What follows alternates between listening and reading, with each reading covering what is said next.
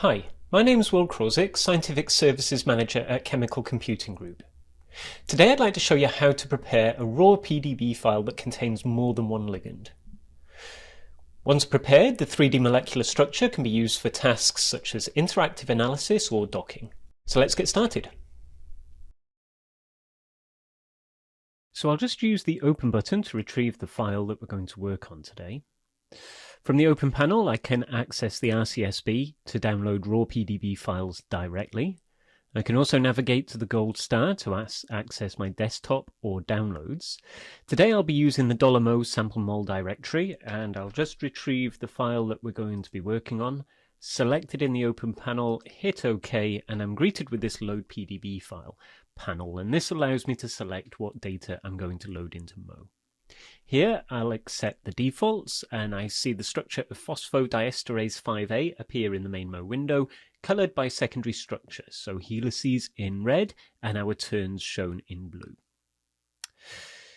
Now, before I get into preparation of the structure, I just want to get familiar with what we have here. So I'm just going to open the System Manager and pin that to the main Mo window. As the name suggests, the System Manager allows me to manage what we have in our system. From here, I can hide and show atom sets, I can make selections, I can also render and generate surfaces. So here I can see our PDB file contains receptor, solvent and ligand. But if I just go to the gear wheel at the bottom and switch the view from basic to extended, I see there's actually two ligands within our system. So if I just use bubble help just by hovering my mouse, I can see that one of the ligands appears to be the ligand of interest. This would be sildenafil. The second one is a crystal artifact that's of less interest to me.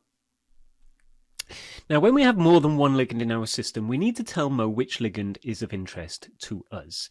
Once we choose that primary ligand, all applications in Mo are going to recognize the ligand and its associated binding pocket for the default settings. It also impacts the preparation of the structure, as we'll see in just a moment. So what I'm going to do is select the ligand that's of interest to us. This would be sildenafil. And I'm going to tell Mo I want you to consider this to be our ligand for all of the applications. So I'll select Choose Ligand. And you notice when I do, a couple of things happen. We only have one ligand in our System Manager now. And the second one, the crystal artifact, has now been reassigned to the receptor set. Now that I've done that, I can think about preparing our structure. With this being a raw PDB file, typically it's not going to include any hydrogens, charges have not been calculated, and there might be some missing loops.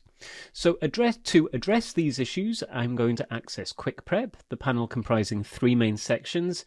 The first handling preparation and cleanup of the structure. Second sets tethers and restraints, and the third handles refinement.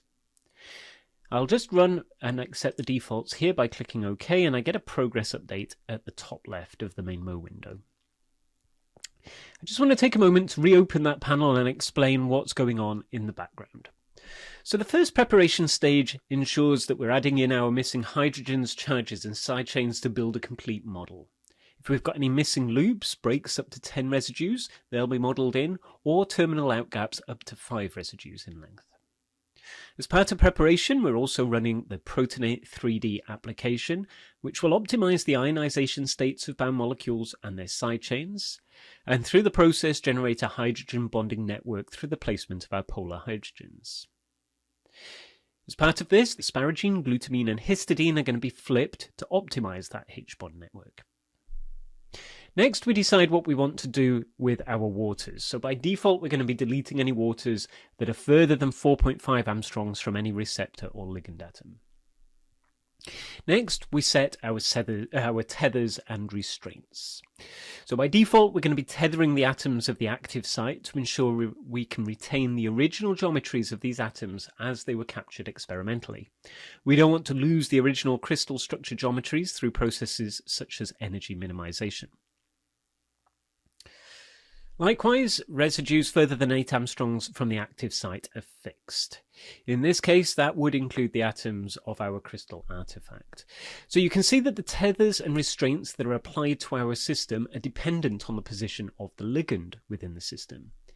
If I have any doubt as to which of the many ligands in the system are going to be used to define these tethers and restraints, I can simply verify by clicking the question mark, and it will briefly highlight the ligand that's been selected as our ligand of interest. The final part of QuickPrep performs an energy minimization to ensure that we don't have any clashes in our structure. Now I see the message has gone from the top left of the main Mo window. I can now cancel QuickPrep, and if I look to the system manager, I can see that we've got some additional sets that have been added, and these tell me where changes have been made to the structure as part of our preparation. So I'm just going to tidy our view slightly. Perhaps I'll adjust the hydrogens. We'll focus in on the active site by clicking Site View, isolating the ligand together with any residue within 4.5 angstroms. I'll just use the system manager now to just tidy up our view slightly so that we can identify our ligand a little easier. With that, we're ready to commence with any interactive analysis. But this is the end of today's session, where today we learned how to load and prepare a raw PDB file, in this case one that contains more than one ligand. This prepared file might now be used for different applications in Mo, docking as an example. If you have any questions, please do reach out to us at support@chemcomp.com.